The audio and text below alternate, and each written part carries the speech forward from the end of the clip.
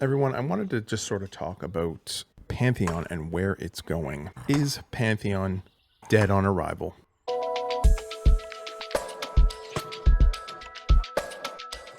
What I would say first is no, I don't think it's dead on arrival. At least not yet. We haven't, the servers have dropped. There's no doubt about that. The servers have gone down since I started playing. I think the peak was about 60, I think the peak was about 6,600 people when the game first came out. And now it sits at about, I believe it's about 3,200 people max, and that's during peak times. 66 was pretty much all the time. So I'm going to start with, based off of that, I'm going to start with the things that I dislike about Pantheon. First being, it's been in development for a very, very long time, and it's not very complete. It is for the majority of MMOs that are out there. The majority of MMOs are not this complete. You have Monsters and Memories. There's a few other ones as well. That's the one that sticks out in my mind the most. There are issues with that, the fact that it's not as complete as it could be. You know, we have the mastery points that we're not able to use. The crafting doesn't seem to be all that fleshed out just yet, at least as far as I can tell. And again, I'm approaching this from a, no, I would consider myself a hardcore casual. I spend whatever amount of hours per week playing MMOs. So, and Pantheon is part of that. So I don't consider myself, you know, I'm cutting edge, bleeding edge. I know all the latest where, you know, all the things, all the rotations or anything like that. So from the things that I can see, it's not complete. And that can be a turnoff for some people. It's been around for a long time, and I think that's kind of the problem. Some people see it's been around for such a long time, you know, it should be further ahead than it is. Now, I understand it's a very small team. I understand they had some issues with the, I think it was it Brad McQuaid that ended up passing away? And all that stuff's unfortunate. You know, you lost your vision for what the game should be. So, and then I'll go to my other issue that I don't like about the game. Now, this is a tricky one because it falls into the same category as something that I love about the game. It's the group-based content. It's needing to group to level, needing to group to complete things, needing a group basically to reach max level, which I believe is 40 right now as of the recording of this video, which we are currently in. We are currently in 0.1635 is where we're at as of the recording of this video. The main issue that I have with it being strictly group-based content, I think roughly after, I believe it's like after level 12, 13, you basically need to do group content, or it's going to take you a very, very long time, especially if you're a class that can't like self-heal or anything like that.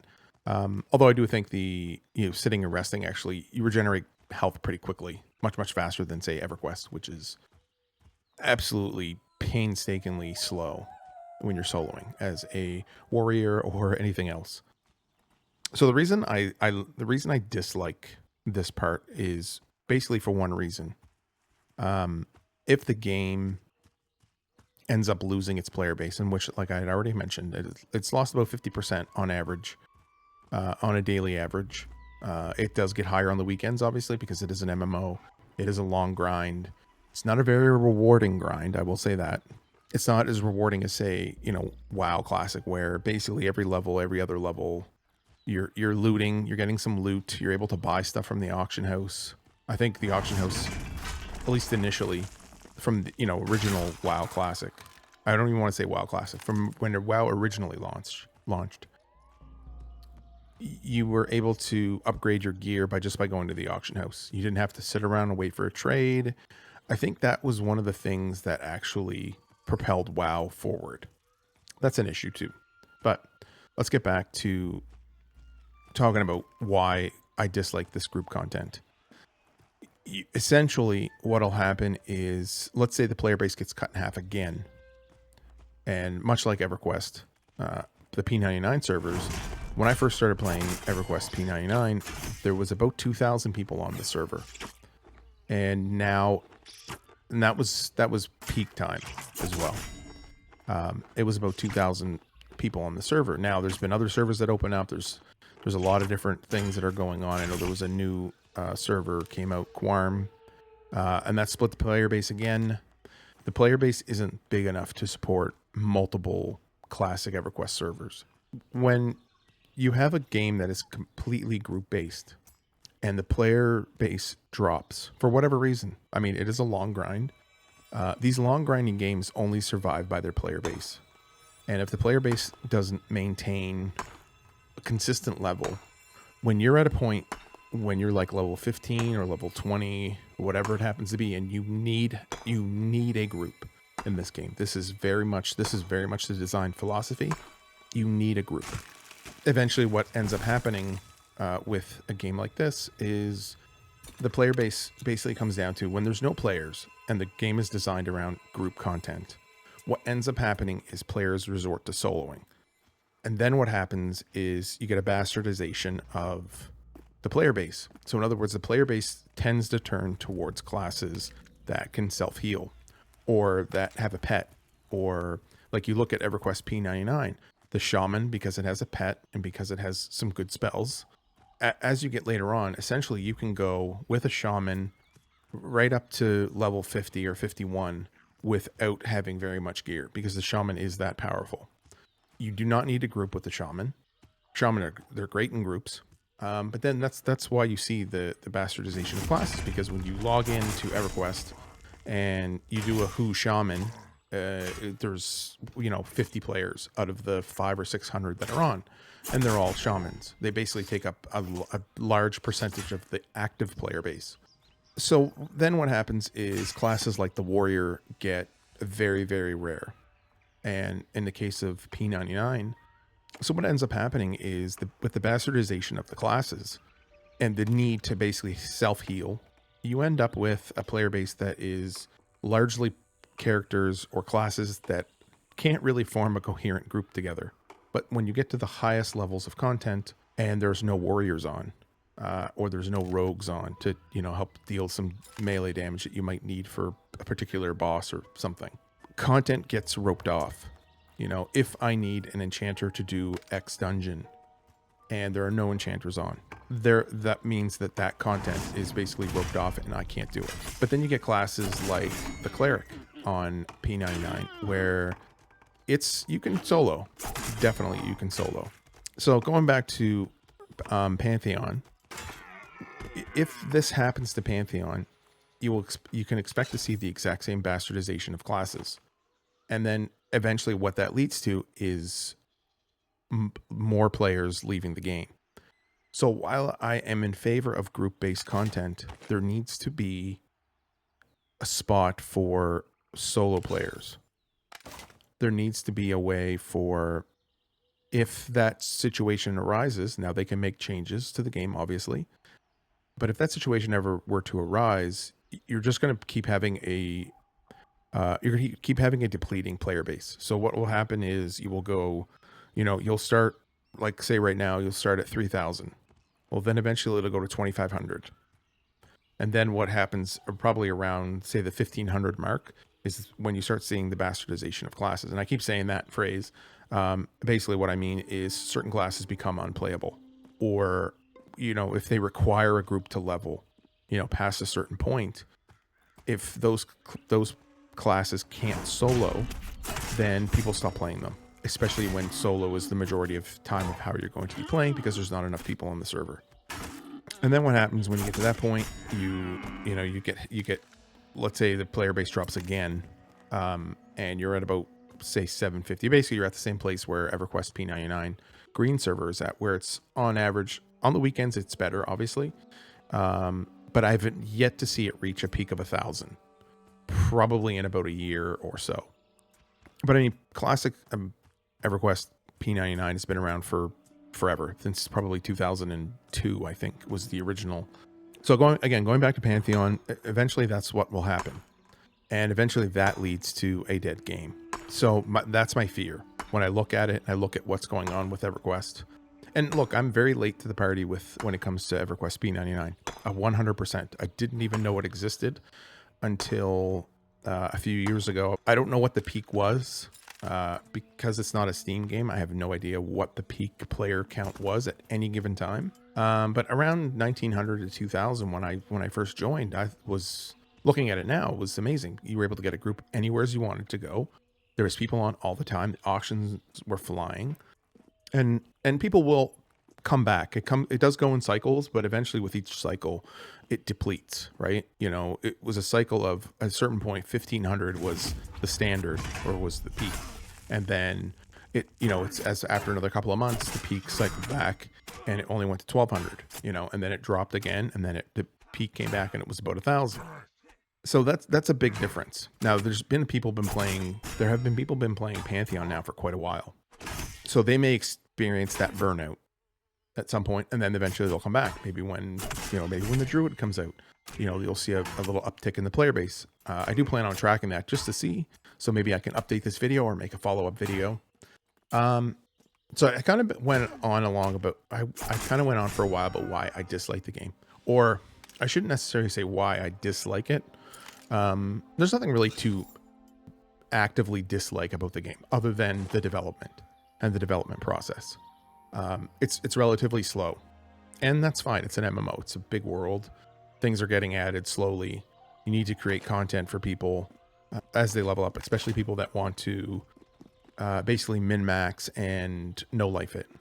But that's unfortunate because games that are designed that way, if they can't keep up with and it's never possible to keep up with these players that no-life the game, it does create some burnout, and it does create some bad feelings. Okay, so I kind of went on a bit about what I dislike or what I'm worried about, or even potential problems at this point. The things that I like about Pantheon, it's basically feels like an update to P99, and that's a good thing. The world isn't as familiar, so there's no nostalgia to it for me.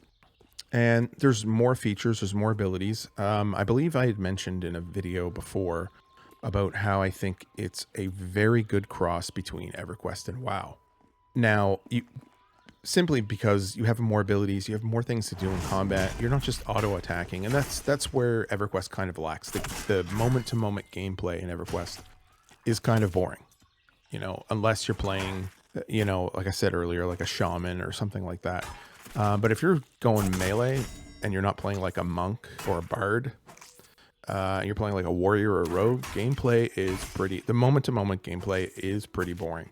And what Pantheon does that I like is it gives you more abilities. It doesn't give you WoW level abilities, but they get pretty close.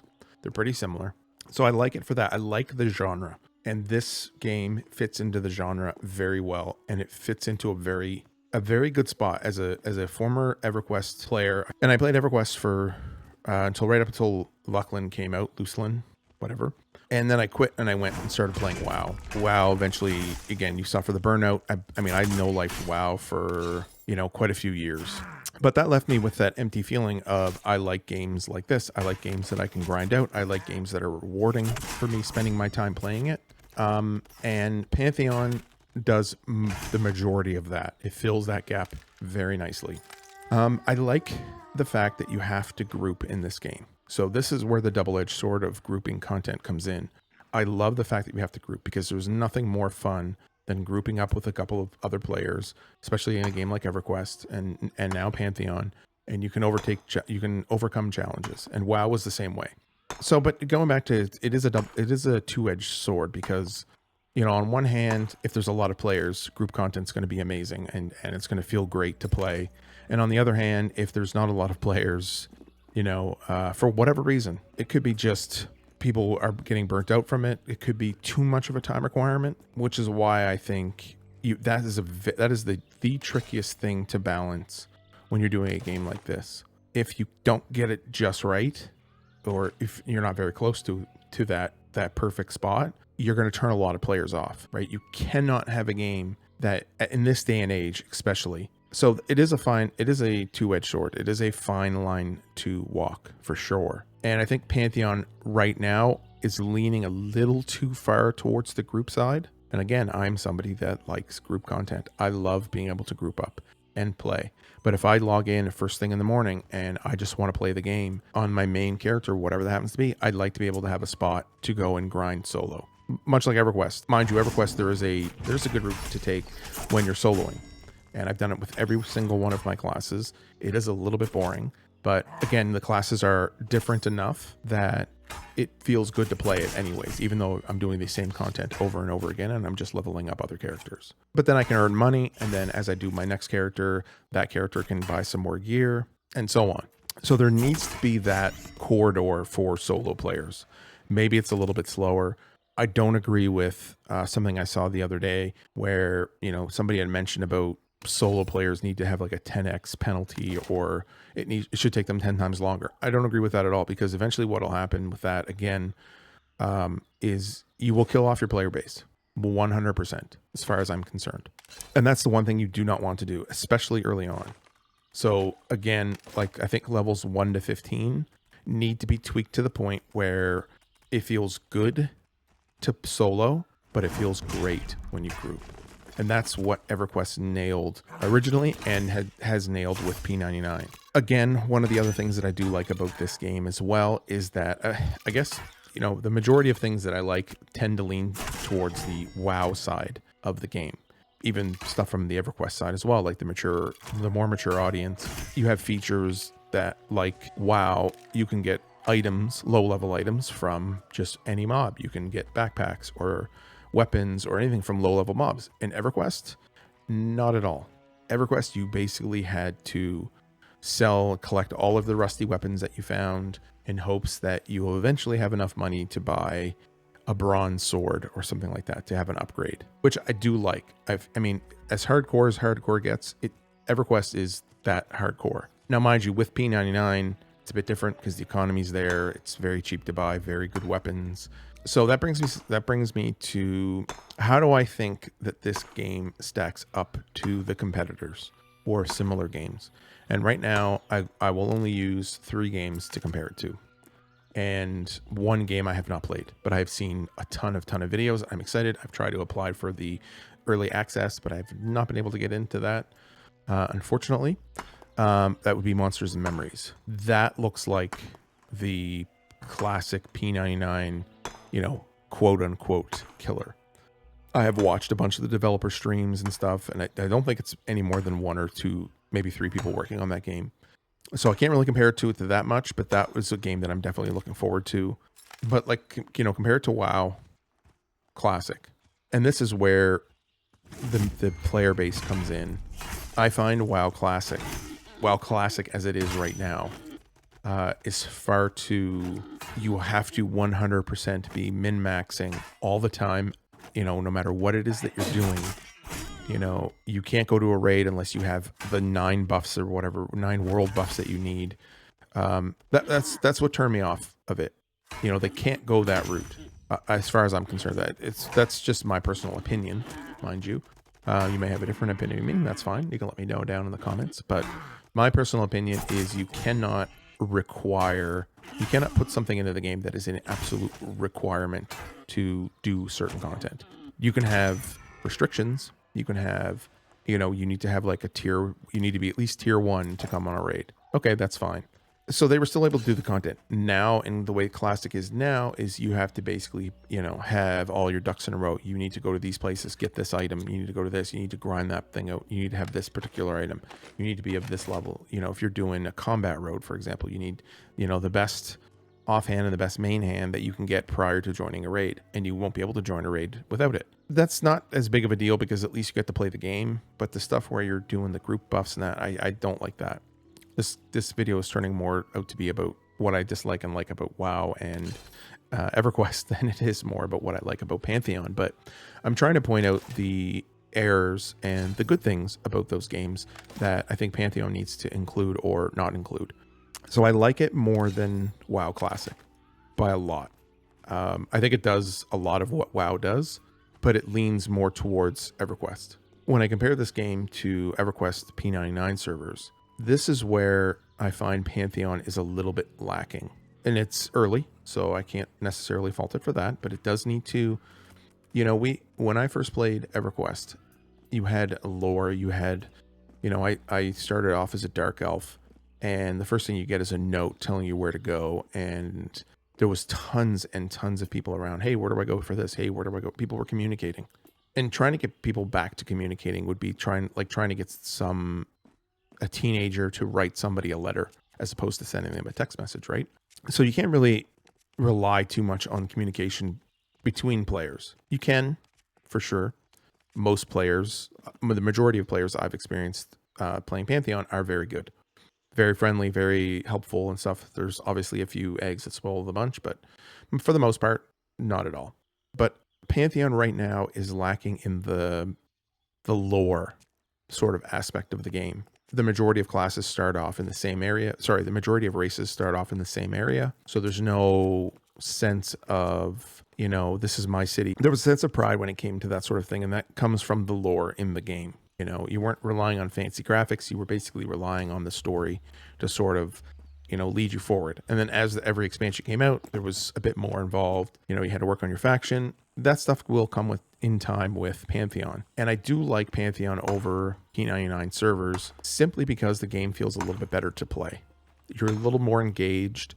You got to watch your back. You got to manage your skills and abilities. You got to learn your skills and abilities. Whereas EverQuest, you basically just hit auto attack most of the time, and you just got to keep leveling from there. So anyways, to end this video, I don't think that Pantheon is DOA from when it came onto Steam.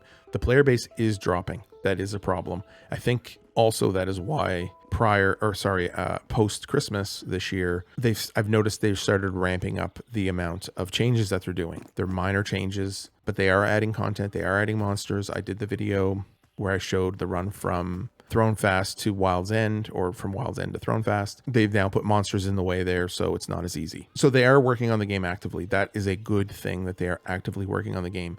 They did need the little nudge, I think, after Christmas. I think when the player base started to dwindle, right around, I think it was mid-January was when the player base started to dwindle. But they are actively working on it, and that's good.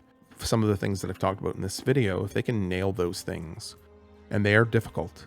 I mean, the game will die, again, like I said, if they don't get these things right. So hopefully they do, and hopefully we have a great game to play at some point in the future. And as always, guys, make sure to leave your comments below on what you think about Pantheon. I know I get about 50-50, I would say, at this point now with how far my channel has come along. About 50% negative and about 50% positive. So let me know what you guys think of the game. Does it stand a chance? Is there anything that you guys would like to see improved or something taken or something changed in the game? Anyways, hope you guys enjoyed this video. Make sure to hit the like button if you did and subscribe to the channel. Anyways, thanks for watching, and I'll see you guys next time. Bye.